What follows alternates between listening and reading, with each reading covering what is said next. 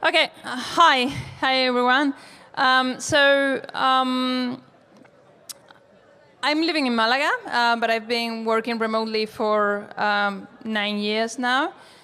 So after all those years working remotely, I felt disconnected from the local community, of the local technology community, let alone local women in tech. Thankfully, Carmel, a couple of years ago, she started this community, this amazing community called We Tech, of women in tech here in Malaga. And not only she started and founded the community, but throughout these 2 years, she's been working very, very hard to keep it alive. So I'm super thankful for her effort. I know I have met a lot of women in technology in Malaga thanks to that community, so I'm super thankful. So without further ado, please a big round of applause to the unstoppable Carmel Hassan. Well, I really hope that you have enjoyed the day today. Hopefully you will also enjoy the day tomorrow. It's also an honor for me to close the day a little bit. I will try to be very brief. I don't promise 6 minutes, but I will try it, okay? So why we are here, okay? So, well, you know that one of the main goals of We Tech is trying to create an inclusive space where we can actually promote diversity, where we can all have an equal chance to learn, share, and enjoy technology-related disciplines, and where we can also provide visibility to the women in tech, to the professionals, right? So as you know, we are co-organizers of We Tech, of J on the Beach. And we have put a lot of effort this year and last year too, trying to bring more women speakers on the panel, right? We have done it because we think that a more diverse panel will also enrich the conversation around technology. But, you know, the question is, have we actually get this kind of diversity? I mean, is this diversity enough? The one that we can see here, that we can observe? And more importantly, how can we get a more diverse panel in the next editions on when we organize events like this, right? So the work that I'm sharing here today, it's going to talk about two things. It will talk about data, and it will talk also about people. It's important to know a little bit what happened last year and what happened this year. So just some numbers. Let's look at the data first, because data is pretty simple compared with people. So last year, Jay brings 48 speakers and almost 300 attendees. So compared with this year, the speakers are 40, a little bit less, but we have more attendees, and that is something that is a great achievement.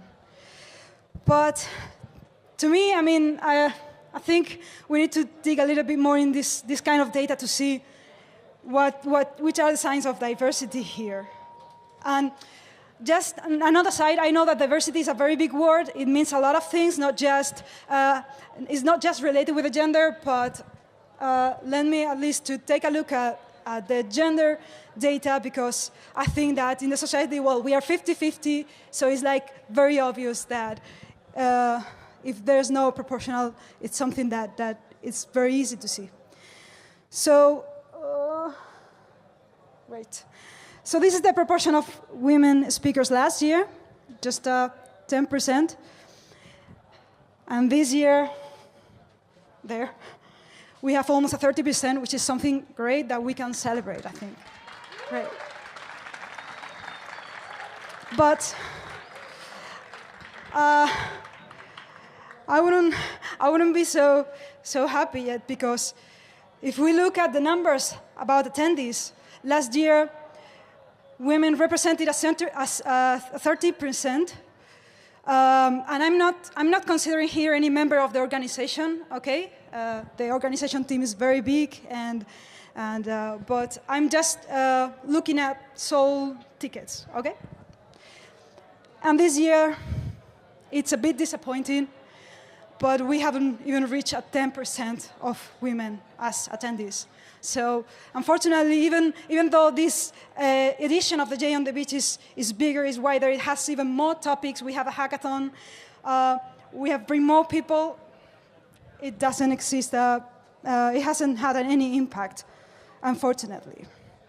But there are more numbers here, and we wanted to know what happened, because this year there are a lot of teams, also a lot of companies that have bring their people. So just one data to think about is that 30 or 45 of the companies that bring more than 2 people, okay, didn't enroll any women in their list. We don't know why. And it's not a matter of blaming anyone, it's just that we don't know why. We tried to analyze also if there is a relation between the size of the company, but to be honest, I mean, the data didn't give us any clear answer to that. But it's not just a matter of teams, it's also a matter of individuals. There are also people that just came here. I mean, it didn't come with any company, or, well, maybe a company, but just they came by their own, and they just wanted to come here to know people, this individuals initiative. So the individual initiative of last year, the participation of women was more or less 15%. And this year, again, we haven't had that kind of initiative. So again, why is this happening? We don't know. We don't have the answer. I hope that after, with a beer, you can also help us to understand why these things are happening. So now what I'm going to talk about is a story about people, because people is very important. So I'm going to show you even more data to talk about people. So the next thing that I'm going to show you, okay? Yes, I have everything written. There is a script. I know you heard. So we wanted to take a look. We wanted to take a look also to Jay's social network.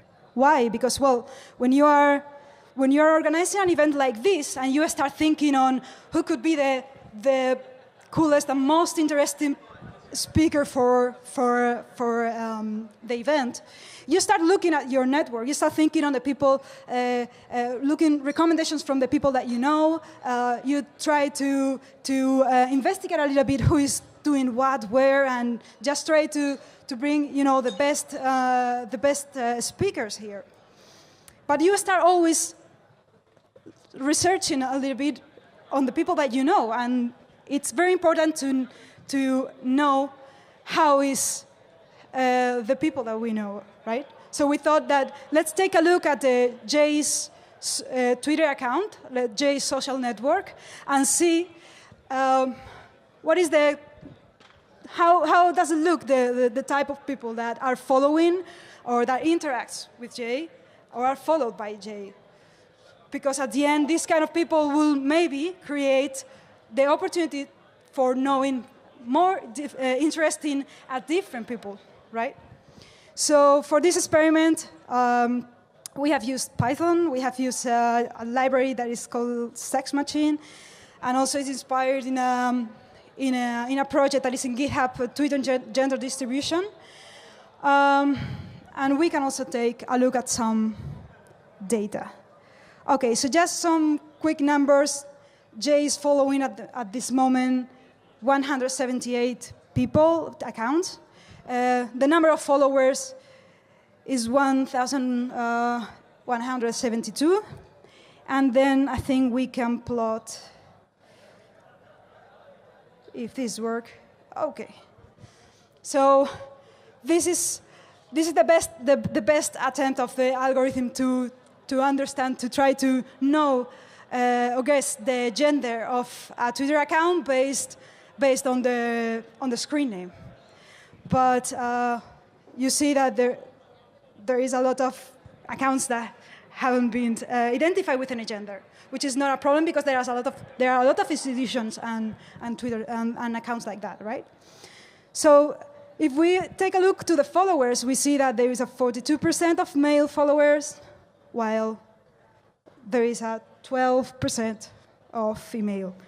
And, well, the algorithm also tried to identify mostly female. I don't know exactly what does it mean, but it's like a good a good try. Okay. So, okay. We have followers. We also have the people who follow. This is important because Jay follows people, right? And is actually the one that the Jays think, okay, I think if these people is interesting to me, maybe they can help me to meet more people like this. So again, the percentages, the proportions, it's quite too wide, right?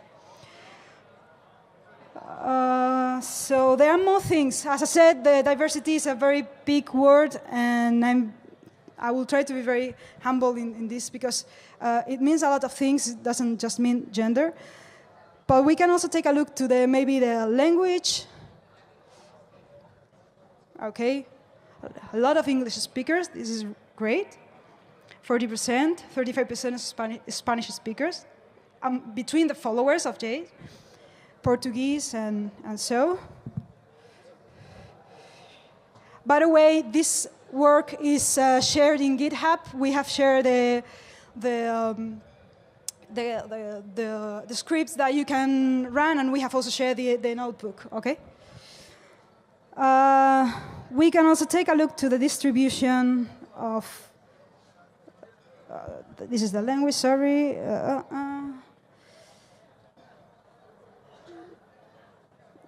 Okay, location distribution. Okay, location is interesting because, well, you know that in Twitter you cannot, I mean, you can actually just put the location that you want. You can say, I'm from Malaga, but you can also say, like, there are people here that it looks that they are, for instance, from, they are from the world, they are worldwide. You see, so there's people that is from here and there. So this is amazing because there are people that are from here and there, and I mean it's impossible to know where they are, but they are here and there at the same time. So this is great. So it's very interesting to look at this data anyway, because again, the kind of people based on the type of people that is around us, we have more opportunities or less opportunities to know more people like us or more people like them. So it's important to be around different type of people. So we wanted also to make a little bit more research, and this is just the last part I'm going to share, and analyze a little bit how was the interaction with the latest tweets that Jay on the Beach, Jay published on Twitter. So we wanted to see who interacts more with Jay, right? So let's take a look.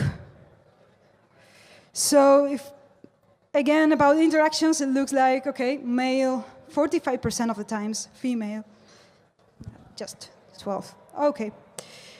So again, less people.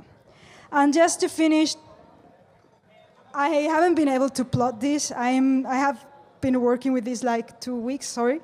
But of course there is also, we can take a look at the hashtags that have been more used by Jays in the last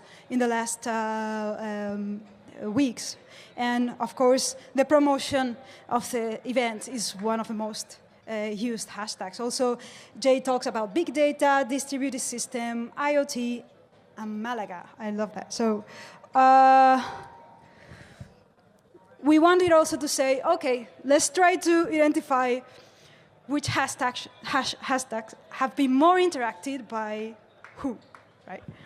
So, of course, undetermined is like the top here, but I don't know if you can see it clearly, but again, we have like 11 interactions with that hashtags by males. Here, 7 by females. But then we have mostly females 3, so we can say that when it comes to interactions, it's like more or less 50-50, right? So again, this is just an experiment, okay? It has been just to play a little bit with data. It has been just to play a little bit with the idea that it's important to know the people that is around us. It's important to be surrounded with people that is different of us. That is the only way that we can actually have more chances to discover something new. And it's important for us, even when we organize an event like this, because we need to try to not to be biased by the people that we know and try to be open-minded, okay? And just to finish, I want to give an enormous thanks to the people who has actually worked on this. And that person has been Mari Carmen Correa. She has, please, she has got to find the time with a lot of responsibilities to collect the data, to code this, and to deal also with the Twitter API, and to deal even with me that I have no idea about Python, and I just wanted to put this into some nice charts. So thank you, Mari Carmen. Also thanks to the rest of the community of Yes We Tech, because it's very important for us to continue with our monthly meetups, continue with the activities. Also thanks to Angela and Gemma, who has helped me to share this event in the media and social networks and make it actually look great and encourage us to continue with the Yes We Tech. So I have nothing else to say. Thanks for your time. Hopefully we can continue the conversation later on. Hopefully, I hope that you have had at least one a nice day today. Okay, so thank you.